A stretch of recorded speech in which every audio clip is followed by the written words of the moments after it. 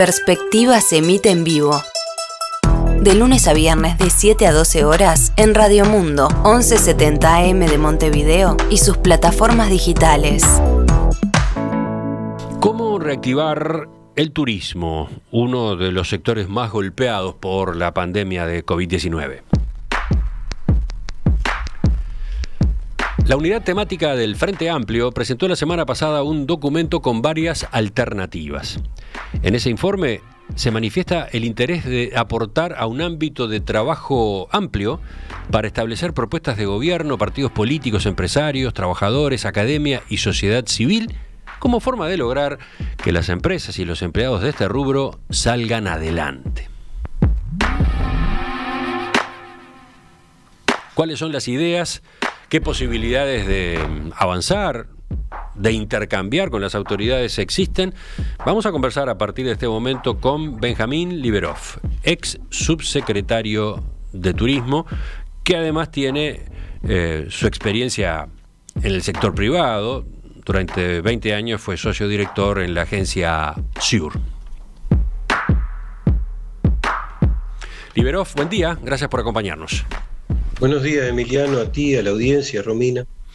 Yo mencionaba la trayectoria de gobierno. Usted fue subsecretario de Turismo desde 2016 a 2020, pero bueno, sigue vinculado a la política, específicamente desde la unidad temática de turismo del Frente Amplio. ¿Puede explicar en pocas palabras qué es esta unidad? El Frente Amplio tiene varias, ¿no? ¿Cómo funciona? Bien, nosotros una vez en la preparación de la campaña electoral del 2019, seguimos trabajando, quienes estábamos en ámbitos públicos o privados, frente amplistas y en contacto con otros sectores, procurando aportar soluciones, ideas. No son recetas mágicas ni creemos que sea la única verdad, pero en todo caso, la propia elección nacional reflejó que el Frente Amplio en octubre era más, o el 40% de los votantes, es una opinión y es una experiencia acumulada. Probablemente no hay en la historia del Uruguay un grupo político que durante tanto tiempo estuvo ejerciendo actividades de gobierno y trabajando en el turismo, lo mismo a nivel departamental que a nivel nacional. Y por lo tanto, cuando la situación nos pone, porque la ciudadanía así lo entendió, en la oposición, un gobierno en un país no es solo el poder ejecutivo, es el gobierno, el poder ejecutivo y la oposición. Y bueno, se toman o no se toman aspectos que se puedan discutir en función de eso. Y lo que ahora estamos planteando en función de esa elaboración son aspectos que ya en mayo del año pasado habíamos tratado de presentarle al Poder Ejecutivo en el documento que el Frente y el doctor Tabaré Vázquez planteaban de cómo salir del proceso de pandemia, y al mismo tiempo es un ejercicio democrático y que por lo tanto aspiramos o tenemos la idea de que eso importa. Así que, a ver, claro. Usted cita el antecedente, ya hubo propuestas el año pasado, ahora se agregan otras. Pero sobre esto último que señalaba, diálogo democrático, el intercambio Frente Amplio Gobierno, en particular en el área de turismo, no ha sido muy provechoso. De hecho, las actuales autoridades y las anteriores protagonizaron varios cruces, incluso en medios de comunicación, el año pasado. Entonces, ¿se ha tendido algún puente entre las dos partes? ¿Este documento que ustedes presentan ahora cae en un terreno un poco más fértil? Bien, yo la verdad que no lo sé. Tú recordarás que en marzo del año pasado tú tuviste la gentileza de entrevistarme en un momento muy particular del arranque de la pandemia, si tú lo recuerdas. Y yo en aquel momento te dije que entendía que entrábamos en un periodo muy especial en el mundo y en particular del Uruguay, donde lo que más importa es que nos pongamos de acuerdo en cómo salvamos a los uruguayos y a la sociedad uruguaya. Y eso no tiene una referencia única. Como todas las verdades en una sociedad es polifónica, hay múltiples actores. Yo no sé si aquí, digamos, como tú bien dices, nosotros algo similar lo hizo la ex ministra de Turismo Lilian en su momento. Esta formulación que yo te digo la formulamos, no cayeron en terreno fértil, por llamarlo de alguna manera, estas aproximaciones. Pero en todo caso aquí lo que más importa es el sector turismo, en lo que nos es particular, en un momento en que tenemos que encontrar caminos para transitar la pandemia y prepararnos de la mejor forma para la salida. Ya volveremos entonces dentro de un rato a qué derivación puede terminar teniendo este informe, este texto que ustedes han armado. Si me permites mencionar, es que el antecedente de lo que estamos planteando no es ahora y solo por la pandemia. Cuando el corte de los puentes con Argentina, el entonces ministro Héctor Lezcano llamó a un compromiso nacional con el turismo que fue refrendado por partidos políticos y por las cámaras empresariales. Esos son momentos en los cuales hay que conversar, y eso es lo que tratamos de hacer. Pero vayamos al tema. Las últimas medidas del gobierno para el turismo son del 21 de abril, cuando el Ministerio de Economía anunció una serie de apoyos para varios rubros, pero en especial para ese sector, y además el transporte, la educación, la cultura, los deportes. Por ejemplo, exoneración del 100% de los aportes jubilatorios al Banco de Previsión Social de enero a junio de 2021. Además, se exonera el IRAE mínimo mensual durante el primer semestre. Se exonera para las empresas de estos sectores anticipos del impuesto al patrimonio para el primer semestre del año. El SIGA Turismo, el sistema de garantías del Estado, no solamente queda comprendido para este sector, sino que se amplía para todos los que se incluyeron en el paquete de estas novedades. A través de la ANDE, para los subsectores transporte escolar y turístico, clubes deportivos, salones de fiesta, eventos y gastronomía, está la posibilidad de acceder a un préstamo sin intereses por 25.000 pesos. Y por último, también hubo descuentos, resoluciones habilitando descuentos en las tarifas de energía eléctrica e internet. Si recuerdo bien, en el documento ustedes dicen estas medidas son correctas, están bien encaminadas, pero ustedes entienden que hace falta otras. A ver, ¿puede explicar esto? Tú me planteas, fueron 21 medidas las que presentó el gobierno, y nosotros en ese momento no dijimos para nada que eso no hay que hacer. Como dice el dicho popular, en el semáforo toda monedita sirve. Ahora, el tema es qué visión tenemos para que efectivamente el sector se reavive. A ver, estas medidas que se tomaron en abril de este año, Emiliano, de alguna forma están planteadas hace un año. Y cuando tú hablas con el sector turismo, tú viste las propias comunicaciones de la Cámara Uruguaya de Turismo semana a semana sobre las ocupaciones. Estamos hablando de que en el mejor momento, en turismo y alguna otra vez, hubo 25% sobre el 50% que está abierto. Eso es un drama. No es problema de cargarle las culpas al gobierno, acá no es un problema de eso, es un problema de discutir institucionalmente cómo salvamos a un sector que está devastado. Yo te pongo simplemente un ejemplo. ¿Tú te imaginas cómo está el centro de convenciones de Punta del Este? ¿Entiendes lo que quiero decir? Acá ya perdimos capacidad de hoteles 4 y 5 estrellas porque se reconvirtieron, y eso va a pesar en la realidad post pandemia. Por lo tanto, acá hay que, lo he dicho en alguna otra oportunidad, tú me has escuchado, hay que repensarlo todo, porque incluso el turismo después de la pandemia no va a ser como el que teníamos antes. Sí, de eso hemos hablado varias veces en el programa. Ejemplo clarísimo, el turismo de congresos y convenciones, ¿no? Obviamente va a volver a haber congresos y convenciones de forma presencial, pero también una parte de aquellos encuentros continuará desarrollándose de manera virtual. Para determinadas ocasiones, para determinadas situaciones, habrá quienes prefieran que el simposio se realice a través de Zoom u otras plataformas de videollamada, ¿no? Va a pasar eso. Va a pasar también que contactos entre gobiernos o contactos entre empresas que en el pasado obligaban a viajes, ahora ya en un porcentaje se resuelvan por esa vía también, por las comunicaciones, ¿no? O sea que ahí vamos a tener un cambio. Seguramente va a haber un cambio. Tú mismo si recuerdas, hiciste dentro de las mesas TED de tecnología, creo, una entrevista con empresas vinculadas a la telemedicina. Bien, en el Uruguay existe una empresa que, vinculado a ese tema, encontró un nicho para hacer lo que se llaman reuniones ampliadas. O sea, no son los híbridos solamente, es un poco más allá. Uh-huh. Y con la Universidad de Stanford. Y eso está funcionando. Y eso va a seguir funcionando. Ayer la televisión, o anteayer, no recuerdo, mencionaba una presentación en una entidad médica en que también los cursos de cirugía se hacían a través de telemedicina. Ahora, hoy, mientras nosotros estamos teniendo esta conversación, la feria más importante iberoamericana, que es FITUR, en Madrid, comienza a tener una reunión presencial.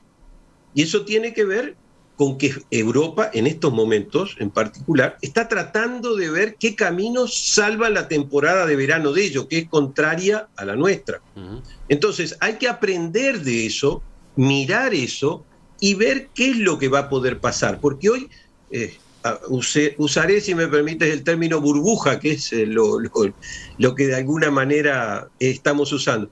Estamos en una burbuja en el Uruguay y otros países, obviamente, en que no hay demanda.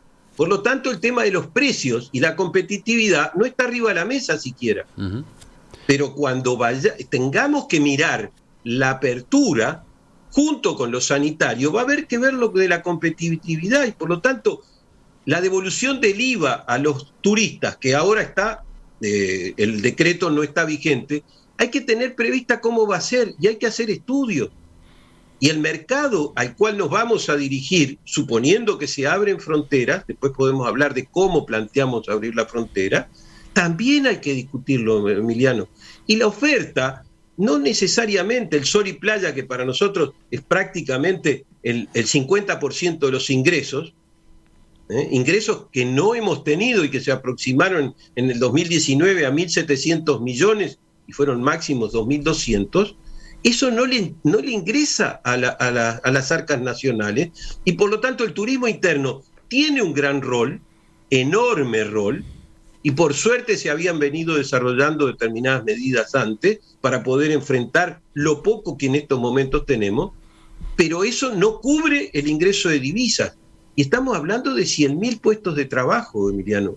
Vamos de por forma parte. Directa o indirecta. Vamos por parte, porque ahí quedaron planteadas una serie de pistas que tienen que ver con la salida más en general de la pandemia, ¿no? Quizás con el mediano y largo plazo.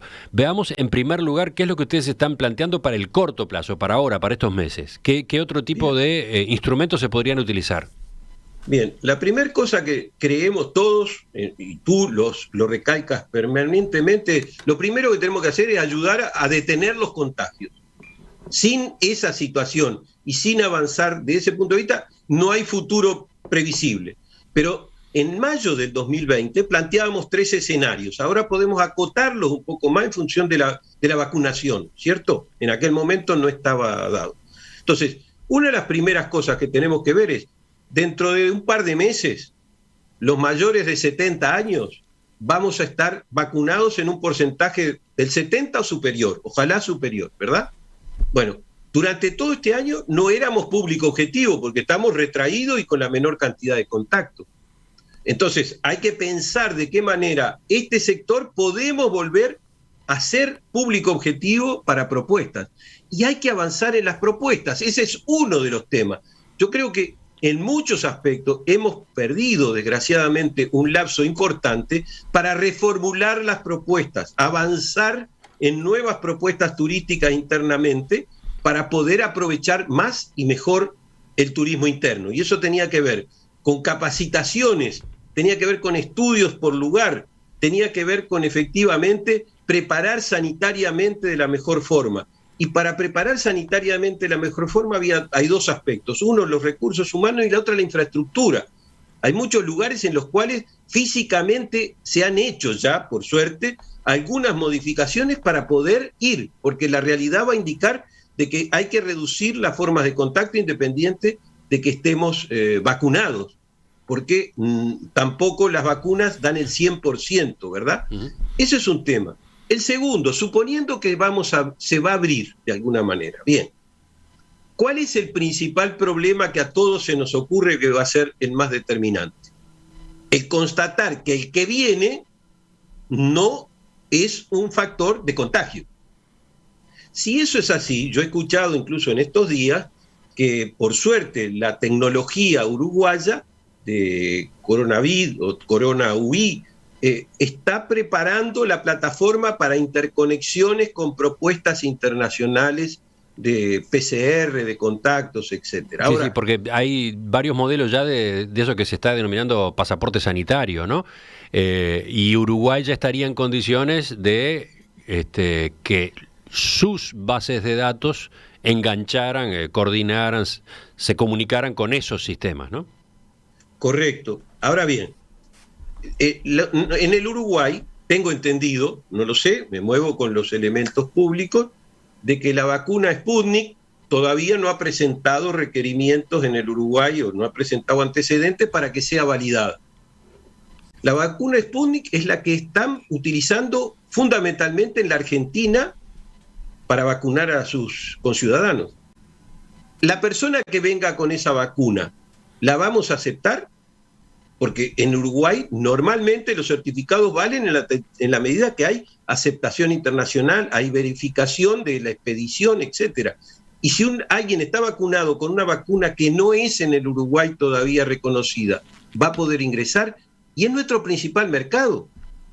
Por lo tanto, ese tipo de cosas la tienen que hacer los científicos, no los que opinamos desde el punto de vista del turismo. Pero yo creo que, por ejemplo, a nivel del GACH, sería interesante saber si hay un grupo que está estudiando el tema turismo de estas características. No es que digamos, la solución no la tenemos, lo que decimos es, para que haya una oportunidad, una ventana de oportunidad para el turismo, tiene que ser estudiado por los científicos y tienen que recomendar qué es lo que hay que hacer. No es que los que estamos en turismo digamos cómo. Ahora, si el Uruguay, desde creo que casi ininterrumpidamente, permitió la entrada de camioneros, de camiones internacionales a través de determinados procedimientos. Y eso todos entendimos que era abastecimiento, comercio, etc. Ahora, si el turismo, que es 8 o 9% del PBI, no entra, no se lo pone en el radar para estudiarlo y generamos condiciones para que un argentino que esté vacunado pueda llegar, o nosotros tenemos, y eso es lo que estamos proponiendo, por lo menos lo que pensamos, que se amplíen las capacidades en los puntos de ingreso controlables para que esas personas puedan hacerse test rápido, que ahora hay, están los antígenos, etcétera, y con la trazabilidad que tiene la tecnología de Uruguay, poderlo seguir a paquetes coordinados que están previamente vendidos. Vamos a ordenar eso, a ver si se entiende. Usted tomaba como referencia el manejo que se ha hecho de los ingresos de los camioneros. ¿Qué es lo que interesa de allí?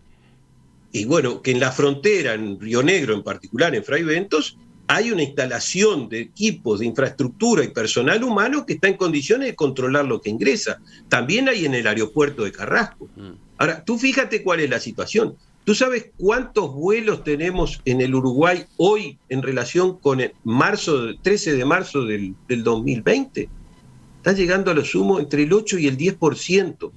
Hay 12 vuelos semanales contra 190, Emiliano. Sí, se ha reducido. Entonces, la conectividad aérea del Uruguay a un mínimo, ¿no? Bueno, está bien, pero en el aeropuerto, a través de un año, no de inversiones, sino de un año, con ese funcionamiento, casi han habido menos del 5% de problemas con las personas que llegaron. El 95% pudo ingresar y no generó ningún tipo de problema. Pero entonces ¿cuál es la propuesta concreta en esta materia del control bien del ingreso al Uruguay de quienes vengan a hacer turismo? ¿Cómo sería? ¿Qué cambios habría allí? Habría que aprovechar las infraestructuras instaladas y ampliarla de acuerdo a lo que los científicos digan. Acá no es un problema, quiero aclarar, no es un problema de lo que lo diga la unidad de turismo o el Frente Amplio, los técnicos tienen que ayudarnos a encontrar las variantes y hay que aumentar la capacidad de testeo y de control y la tecnología, que la plataforma parecería estar habilitada, y los propios operadores involucrarse en propuestas. El año pasado, yo no sé si en septiembre, agosto, septiembre, la propia Liga de Fomento Hotelera de Punta del Este hizo algunas propuestas. Hay que ponerlas, revisarlas, mirarlas otra vez, así como las medidas que toma el gobierno, dice que es por una semana, por 15 días. Bueno, no se puede, con una situación de agosto, no considerar algunas propuestas que hay. Pero concretamente... El intendente Antía ha formulado algunas propuestas, bueno, que se conversen con el grupo científico, y yo digo, aumentemos la capacidad de control soberano de sanidad. Pero y eso implica... concretamente está de por medio la pregunta de si quien viene por turismo va a tener que hacer cuarentena o no. Esa es la pregunta básica, ¿no? Bueno, eso lo tendrán que decir los turistas, pero si tienen vacunaciones o hacemos el antígeno, el PCR, nos presenta el PCR, lo que nosotros tenemos que confirmar. Recuerda también que hubo casos en los cuales algunas de las personas que traían certificado no eran absolutamente regulares. Y eso también es un problema. Pero nosotros tenemos algunas cosas que podemos hacer experiencias pilotos si los científicos entienden que es válido. Vienen las vacaciones de julio, ¿lo podemos hacer? Nosotros vamos a tener... A ver, de nuevo, pongo pausa acá. Vacaciones de julio podrían ser una oportunidad para una experiencia piloto ¿de qué? A ver, de una apertura de fronteras. Soberano en la frontera. Son 1.000 casos, son 2.000 casos, son 1.500. Lo que los científicos entiendan que tenemos infraestructura y personal suficiente para controlar en la frontera que efectivamente quienes ingresan no tienen inconvenientes. Y si no tienen inconvenientes, ellos pueden circular en el Uruguay, tengo entendido, como circulamos los uruguayos que no estamos contagiados de momento. Porque cuando estamos contagiados sí nos ponen en cuarentena y sí tenemos que tomar otras medidas. Pero si una persona viene, se lo controla y no está contagiado, ¿cuál es la realidad con la cual no podemos hacerle trazabilidad de acuerdo a las plataformas que tenemos? Y de ese punto de vista ver. Y no decimos abrir indiscriminadamente. Veamos un número que se diga, que se controle y vayamos testeando. Los científicos han dicho que acá hay muchas cosas que tienen que ver con reducir movilidad, que es importante. Bueno, perfecto, los paquetes tienen que tener determinadas características. Pongamos todas las condiciones en las cuales entendemos puede venir alguien. Pero si entiendo bien, a ver, doble requisito entonces. Persona que tiene que estar vacunada y con un test al mismo tiempo. El test lo hacemos nosotros, lo tiene que hacer Uruguay. Uruguay tiene que validar que esa persona de alguna manera no significa un peligro para el contagio en el Uruguay. Pero reitero, por las dudas, para que no se malentienda, todo esto puede valer en la medida que Uruguay reduce los contagios. Mientras estemos en la situación que estamos en estos momentos, hay que seguir vacunando y no pensarlo. Ahora, no pensar cómo vamos a salir, creer que del 0 al 100 es porque decimos abrimos frontera, eso no es tampoco lógico. Lo que usted dice es que hay que ir preparando todo este esquema, que hay que ir trabajando en eso hoy, en la hipótesis de que en determinado momento la situación va a mejorar. Y ya que lo pone en esos términos, claro, parece casi obligatorio preguntarle a propósito de la noticia de la semana pasada. En noviembre... El Estadio Centenario va a albergar las 2 finales de los 2 torneos continentales de fútbol más importantes, la Sudamericana y la Libertadores. Hablamos de eso el viernes con el doctor Sebastián Bauzá. Me gustaría conocer su evaluación a propósito, primero, de ese logro y segundo, de cómo manejarlo, ¿no? Enseguida retomamos la entrevista con Benjamín Liberoff, ex subsecretario de Turismo. Hoy es miércoles, ¿no? 12:30 entonces, en la conversación recibimos al artista de esta semana, al autor invitado, a quien desde el lunes se expone aquí en el estudio de En Perspectiva y Radio Mundo y en el piso 2 del Victoria Plaza Office Tower, además de en nuestra cuenta de Instagram. No, porque la exposición tiene su faceta física y su faceta virtual. El autor de esa obra que quienes siguen la emisión en video están observando en este momento. Esta que no tiene título y que llevó a que varios oyentes hicieran sus propuestas. Ayer mencionábamos algunas de las alternativas, ¿no? En Instagram en especial se han pronunciado varios de nuestros amigos de la audiencia interpretando este trabajo y agregando entonces un título posible. Ahora, lo que te diré que lo que más me llamó la atención es la cantidad de comentarios que hay en Instagram debajo de este cuadro y de los otros, porque siempre en Instagram ponemos otros ejemplos, ¿no?, del mismo autor, en este caso, recuerden, ¿quién es el autor? Víctor Soldini. Bueno, de Víctor Soldini hay varios cosas. Y lo que me impresiona es la cantidad de reacciones. Qué gran maestro, notable, qué bueno, fascinantes sus obras, es un genio.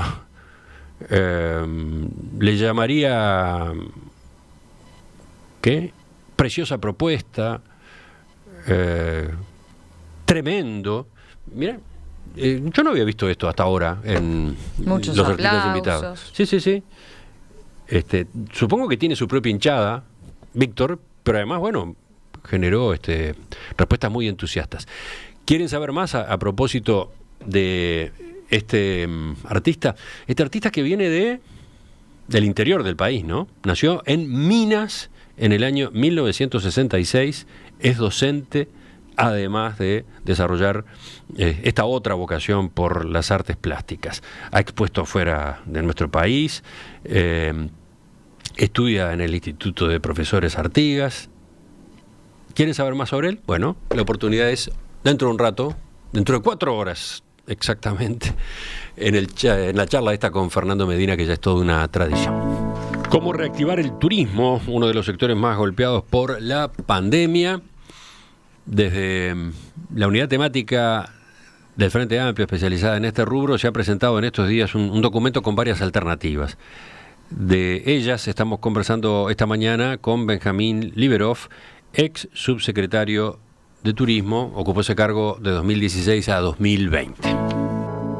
Estábamos hablando en estos minutos de cómo proceder con la apertura de fronteras en un proceso gradual, en un proceso trabajoso en el que va a ir controlándose la evolución paralela de la pandemia, de la situación sanitaria de nuestro país. Algunos oyentes señalan, ese es un desafío gigante, ¿no? Nuestros vecinos, dicen, están en llamas en cuanto a la situación del coronavirus. Y por otro lado, acá en Uruguay necesitamos que baje la movilidad. Con el ingreso de gente, al revés, se le estaría aumentando. Sobre ese conflicto, ¿qué dice usted brevemente? Bien, yo partí de la base de aclarar que lo primero es detener los contagios. Eso es imprescindible. Yo lo que estamos comentando es de qué manera podemos procurar tener una mirada de futuro. Entonces, tú me decías la selección del Estadio Centenario, Uruguay, Montevideo en particular, para la fecha de la Conmebol. Para mí es muy importante esto. Bueno, a ver, vayamos a eso, ¿no? El logro de la semana pasada, la Conmebol dispuso que se jueguen en el Estadio Centenario en noviembre las finales de la Copa Libertadores de América y la Copa Sudamericana. Y se está pensando, lo decía Sebastián Bauzá en la entrevista del viernes, que estos partidos se jueguen con público, con un aforo probablemente limitado, pero con público y con llegada de hinchas del exterior.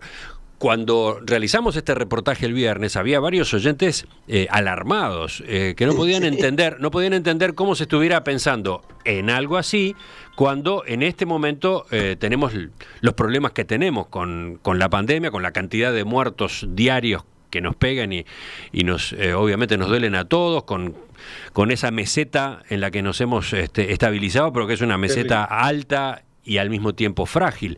Entonces resultaba chocante estar pensando en noviembre con que vinieran hinchas de cuadros de otros países a ver en el Estadio Centenario un partido. Bueno, yo parto de la base que las autoridades uruguayas consultaron con los científicos cómo avanzar en esa propuesta. Yo no puedo imaginar que las autoridades del fútbol uruguayo y la Secretaría de Deporte hizo una propuesta alegremente y que no tenía ningún respaldo técnico-científico para hacerla. A mí, yo no parto de esa desconfianza, parto de que han hecho cosas y en función de esas cosas es que también nosotros pensábamos cosas. Entonces, a mí me parece que si hay condiciones, los científicos, los técnicos dicen, para poder hacer esa actividad, bueno, ¿cuál es la razón por la cual no estar pensando que en esas mismas condiciones u otras que entiendan pertinentes no se pueden hacer experiencias particulares? A ver, y tampoco es bueno llegar a noviembre y estar probando a ver qué pasa. Entonces, veamos con esas condiciones, en escala más pequeña, qué puede pasar.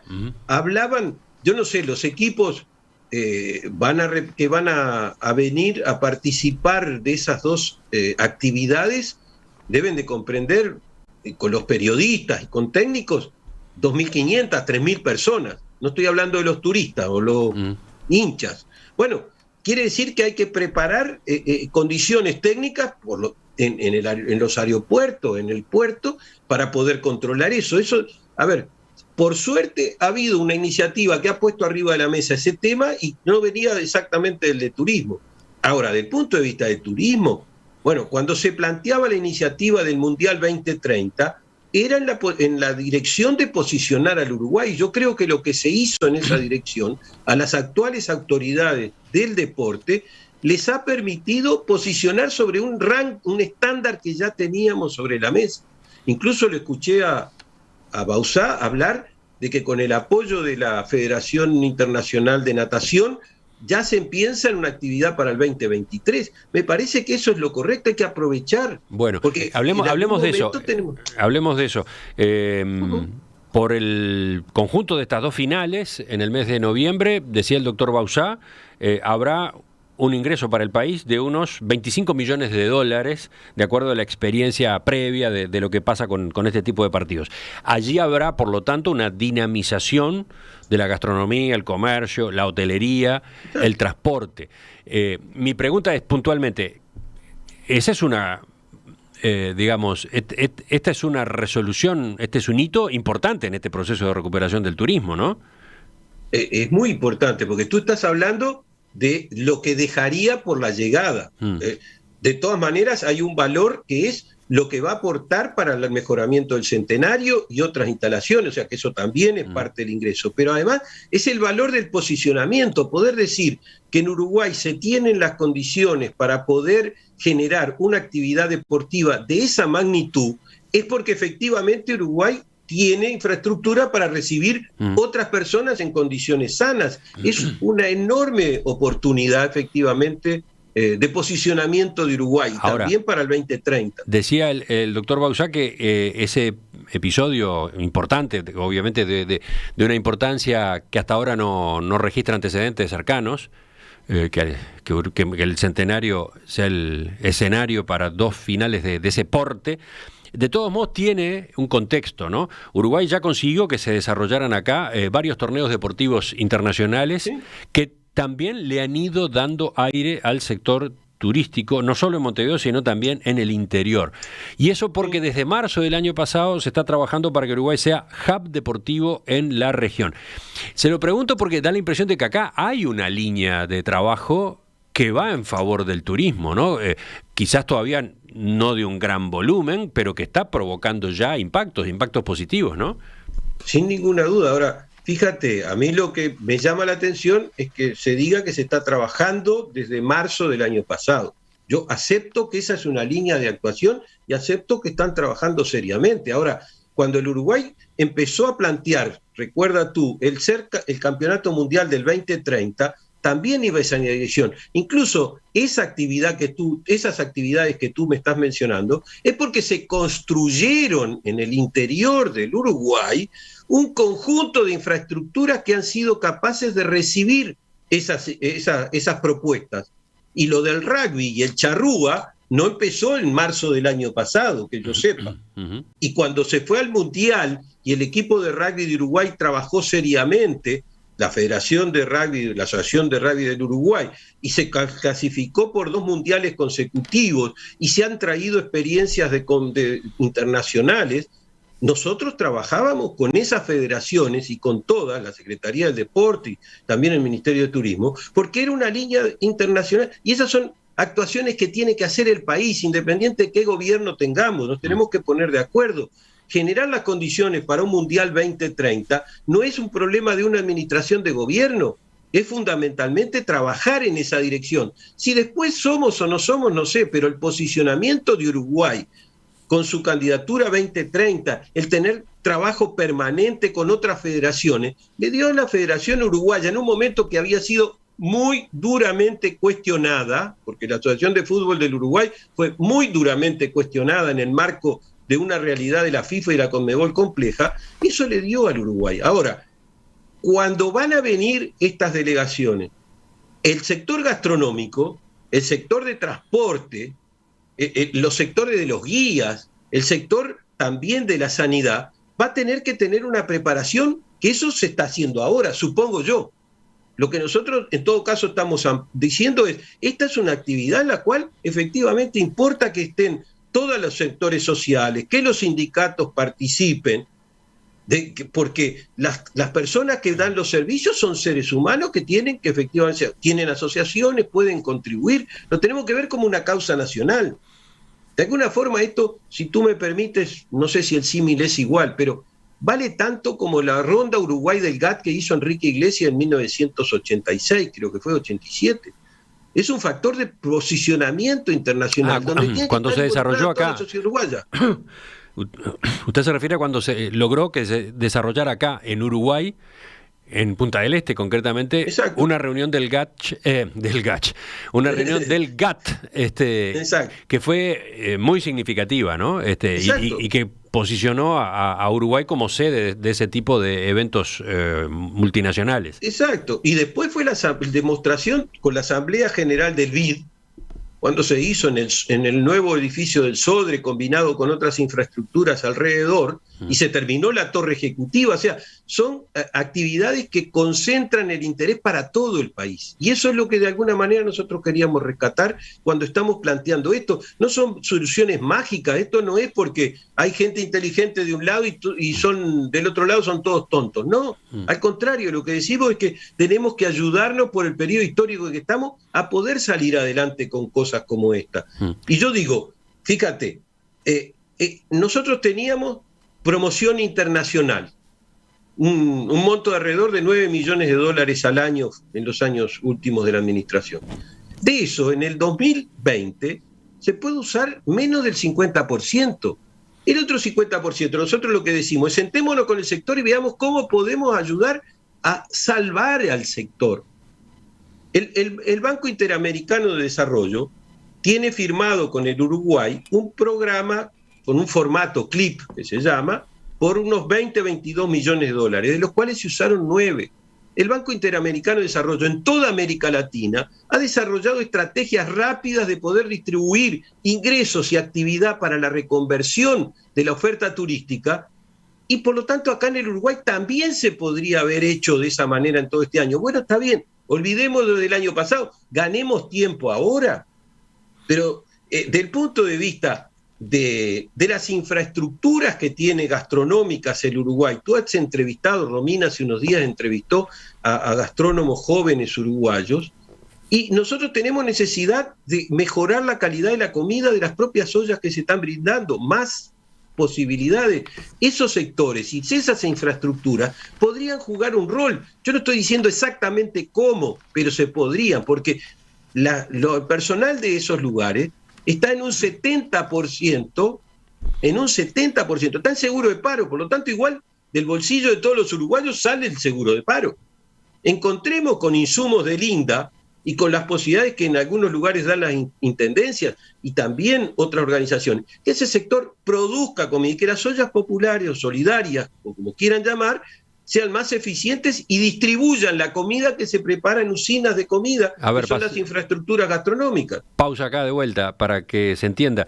Está dicho en el documento del Frente Amplio, ustedes están sugiriendo que se utilice una parte de la infraestructura de este sector, concretamente los servicios gastronómicos, para preparar alimentos destinados a comedores oficiales o a las ollas populares. Es una posibilidad, sí. Porque de todas maneras el costo de los recursos humanos se puede complementar, así como se da con la tarjeta o se aumentan los beneficios de determinados sectores vulnerables, y entonces eso permite, imagínate tú, que ese sector pueda estar trabajando con todo lo que implica para el estado de ánimo, la mente de todos, el poder trabajar y no estar en un seguro de paro sin saber qué es lo que va a pasar. Y a su vez dinamiza la economía, porque son movimientos que se producen, controlados, como se entienda, con los rigores de protocolo. Yo participo de una olla en la cual los protocolos son muy serios, se controlan, pero de todas maneras estamos cocinando cuando existen otras infraestructuras en condiciones bastante precarias, francamente. Y sé que hay ollas que son más precarias todavía. O sea, en definitiva, se está hablando de sustituir la infraestructura precaria de cocina en las ollas populares por la utilización de servicios de cocina profesionales que hoy están parados o seriamente afectados en su actividad en restaurantes, en salones de eventos, por ejemplo, y que a su vez en esos lugares se desempeñen en esas tareas empleados que están en el seguro de paro, que salgan del seguro de paro para dedicarse a este rubro. Por ejemplo, insisto, son propuestas, no quiere decir que esto sea tal cual lo que estamos diciendo, no tiene por qué ser así. Pero muchas veces, y tú lo has dicho, que en estas condiciones, si no pensamos, como se dice tradicionalmente, por fuera de la caja, no vamos a poder salir. A ver, el seguro de paro tenía determinadas condiciones, se había flexibilizado hasta el 2020, etcétera, pero el gobierno introdujo nueva flexibilización, incluso introdujo, que antes parecía imposible, que a quien retoma a alguien que está en el seguro de paro se le da un aporte económico, ¿verdad? Bueno, eso está bien. Por lo tanto, hay otras formas de pensar desde fuera de la caja para aportar en esta dirección. Y de pronto hay muchas más. Yo creo que es un error, de alguna manera, haber olvidado en Montevideo las estructuras de las ollas solidarias de la misma manera que se le dio a una no gubernamental que trabaja en una determinada forma. Bueno, está bien, eso es una realidad. Ahora, ¿por qué no pensar que se puede efectivamente apoyar de otra manera esto en el sistema de ollas? Yo sé que en Salto, por ejemplo, y que el intendente Terzaghi cuando estaba en Río Negro también lo hizo, y tengo entendido que en Canelones Orsi de alguna manera lo hace. En Montevideo el sistema ABC de alguna manera ha tomado o ha dado instrumentos para mejorar la calidad de la producción o a través de determinado uso de empresas no, agrupamientos que hay trabajando en la UAM y trabajaban antes en el mercado modelo, hacen llegar determinados aportes a las ollas. A mí me parece que el rescatar del valor de la solidaridad hay que tratar de potenciarlo, y desde ese punto de vista, esta es una idea. Ahora, no es lo único que hay que hacer. Nosotros también decimos que hay que investigar, que hay que trabajar en investigación. Desde marzo del año pasado, no se han hecho estadísticas oficiales por las mismas razones que el INE tiene dificultades, pero hay que investigar, es un desafío técnico profesional encontrar cómo vamos a medir la realidad de los mercados a los cuales nos queremos dirigir cuando se pueda abrir. Incluso yo te decía hoy, ¿cómo está la cabeza de los mayores de 65 años con respecto a cuando sean vacunados y puedan moverse? ¿Qué oferta le vamos a hacer? ¿Vamos a seguir simplemente con lo que teníamos antes de la pandemia? Yo creo que es equivocado porque nuestra cabeza cambió. Todos estamos más aprensivos, todos tenemos determinados cuidados. Entonces, la oferta que se prepare tiene que estar acorde con eso. Ustedes mismos han hecho, por ejemplo, entrevistas a un vivero de plantas aromáticas en la costa, ¿no? Sí. Ustedes con Conexión Interior, ustedes tienen una mirada de la integración campo-ciudad y de las necesidades. Perfecto, recién escuchaba la entrevista a un productor ganadero. Es fundamental, fíjate, una de las partes de la exportación de la carne uruguaya es porque la cuota 460 y la Hilton va a Europa y no la consumen en general los europeos, la consumen en el turismo. Y Europa, si se reactiva, va a generar, él mismo lo decía, la demanda. Por lo tanto, fija la posibilidad de que algunas rondas técnicas que organizan las asociaciones agropecuarias ganaderas puedan ser parte de lo que es un recorrido por el campo uruguayo para ir en la dirección de madurar, de que el Uruguay no es un problema campo-ciudad. Usted está hablando de un ejemplo de creación de nuevos destinos turísticos o nuevos circuitos turísticos. Nuevas ofertas, sí, complementación de oferta.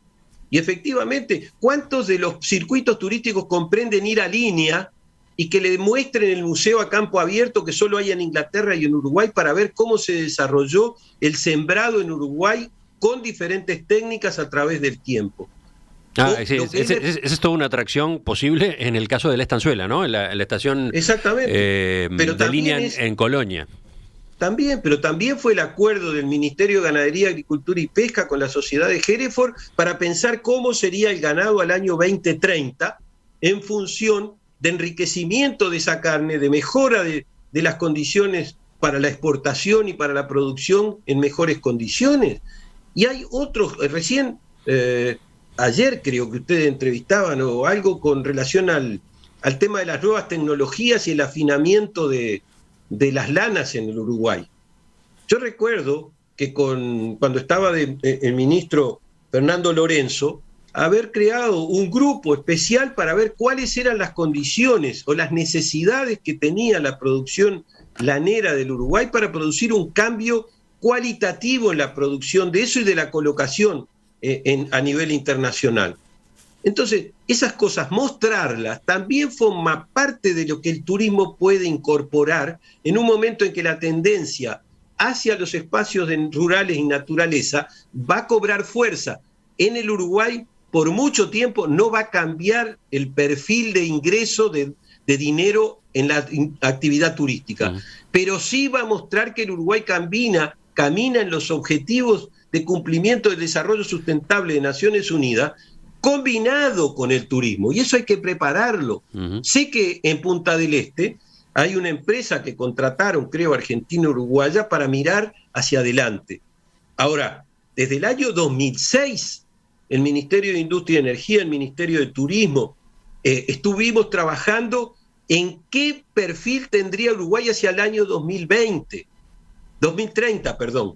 Y eso era una ciudad balnearia diferenciada por calidad de vida.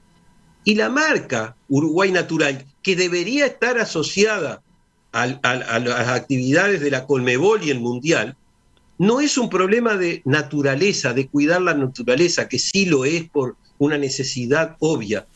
Es calidad de vida. Y en el mundo, después de esta pandemia, y aún mientras dura la pandemia, la calidad de vida es un bien preciado. Y Uruguay estamos en condiciones de poderlo desarrollar, aún a riesgo de discutir con el tertuliano Grompone, porque la tecnología es parte del Uruguay natural, son disociadas. La prueba está que el PET scan trabaja con uranio y sin embargo ayuda a la calidad de vida contra el cáncer. Y en el Uruguay, las praderas naturales son el 80% de la producción, Emiliano. Por lo tanto, cuando hoy se trabaja en la huella de carbono, en la ganadería y demás, eso es tecnología. Hoy no existe lo natural en abstracto y sin tecnología. Ya no compramos la lata de tomate solamente por decir que es una lata. Tiene los servicios de cómo se preparó lo que va dentro y pasa por la carne. La carne no es un commodity. La carne tiene decenas de años de trabajar en genética en el Uruguay. Y en el turismo también pasó lo mismo. En el Uruguay se amplió desde el año 95, 96, que una asociación catalana para el tiempo libre y la recreación, en un acuerdo con el Ministerio de Turismo y la Unión Europea, fue que desestructuraron la concepción histórica del Uruguay y comenzaron a introducir ofertas. Y ahora estamos ante una nueva realidad. Y esa realidad, por ejemplo, necesita de la digitalización de toda la actividad turística. Un estudio que hicieron en marzo de este año que presentó Radar, el 60% de las empresas o actividades turísticas de Maldonado no estaban desarrolladas en la oferta turística. ¿Qué significa eso? Digital, a ver, llevado a términos concretos para que el oyente lo entienda. ¿Cuál es el paso digital que está faltando? Bueno, yo creo que necesariamente la inteligencia artificial, el e-learning, las segmentaciones, todo eso hay que introducirlo en el ADN del trabajo turístico del Uruguay, para saber a dónde llegar, para saber cómo se mueve ese turismo, qué busca ese turismo. Y esa es una etapa riquísima en este momento para aprovecharla investigando. Pero a ver, concretamente, ¿qué es eso? Porque no sé si el oyente no entiende. Yo mismo, la verdad que me pierdo un poco, me parece que hay que bajarlo a tierra. Sí. Discúlpenme si voy rápido. Es de pronto la necesidad de transmitir algunas cosas que hoy están pasando en el mundo. Hoy, tú me decías, en la telemedicina tú lo entendiste, que hay cosas nuevas de digitalización, no se entiende bien. Desde hace unos años, el tema de llegarle a las personas que nos interesa llegarle, con el mensaje que estamos en condiciones de saber qué es lo que le interesa, ya es una técnica que hay que tener en el sector turismo permanente. Ustedes mismos... O sea, la pregunta es, ¿cómo usar Internet para promover efectivamente las distintas opciones de turismo que Uruguay tiene? Por ejemplo, ¿cómo usar? Eso es una parte. Exacto, eso es una parte. En Uruguay, esta empresa innovadora que fue Uruguay 365, que Andrés Gil también ha comentado con ustedes, es una forma de presentarle a la demanda qué oferta hay en el territorio, pensada en función de eso. Y por lo tanto, tú tienes, por ejemplo, hoy la posibilidad, en tiempo real, que esto es muy importante, en tiempo real, de seleccionar los mercados a los que quieres seleccionar el mensaje que quieres enviar, con la gráfica que quieres mandar, y saber qué respuesta tienes de ese mercado. Y sobre esa base, los algoritmos pueden preparar nueva forma de llegada, que es la que optimiza el mensaje y la inversión que estás haciendo. Ajá. Y eso es algo que se venía trabajando desde hace 4 años. Esa tecnología está en el Uruguay, la sabemos. El Ministerio de Turismo tiene el contacto con los medios de las agencias, etcétera, para poder trabajar sobre eso. Y eso vale, por ejemplo, lo que te decía recién. ¿Cómo me van a llegar a mí con oferta los mayores de 65 años a partir de que se abra la posibilidad de que estamos vacunados? Eso hay que investigarlo ahora. ¿Qué está pensando el mercado argentino para efectivamente, cuando se abra una oportunidad, salir? Y hay que investigarlo.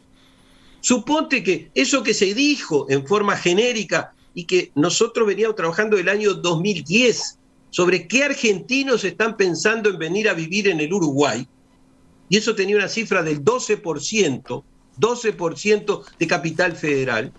Bueno, ahora el teletrabajo abrió otra ventana que no existía, Emiliano.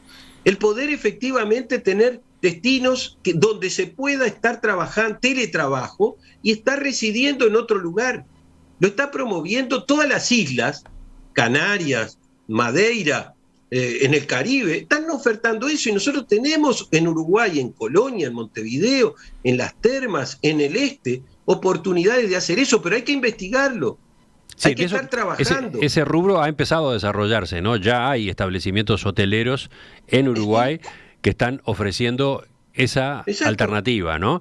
Pero claro, en principio apuntando al público uruguayo o que vive en Uruguay, al público que quiere seguir teletrabajando pero no encerrado en su casa y tiene la opción de pagar un alojamiento, supongamos durante una semana, bueno, se traslada y eventualmente con su familia y continúa con esas tareas ahí en un hotel, supongamos, no sé, en Colonia, en Salto, en Durazno. También hay que pensar, dice usted, en ofrecerle eso a público del exterior. Ahí de vuelta entra la posibilidad de reabrir fronteras, etcétera. Pero a ver, exactamente, pero ya conversamos sobre cómo se podría llegar a ver. A ver, pero en el Uruguay existen más de 100.000 argentinos que tienen propiedades aquí. Y por lo tanto es pensable que una parte de esos segmentos puedan empezar a hacer esto. Lo de la telemedicina que conversábamos antes, no era probable. El turismo de salud, por ejemplo, para el Uruguay, era difícil de desarrollar. Y hoy la telemedicina abre una ventana. Yo no estoy diciendo que asegure, digo que abre una ventana para trabajar. ¿Por qué? Porque las condiciones de calidad de vida que tiene el Uruguay para personas que puedan eventualmente venir acá y ser eventualmente por telemedicina tratados desde otro lado en el Uruguay. Y en el Uruguay ofrecer servicios donde se los pueda atender. Por eso hay en Punta del Este y hay acá en el Uruguay instalaciones que están empezando a ofrecer determinados servicios que nos permiten mirar que hay una ventana de oportunidad a ese respecto.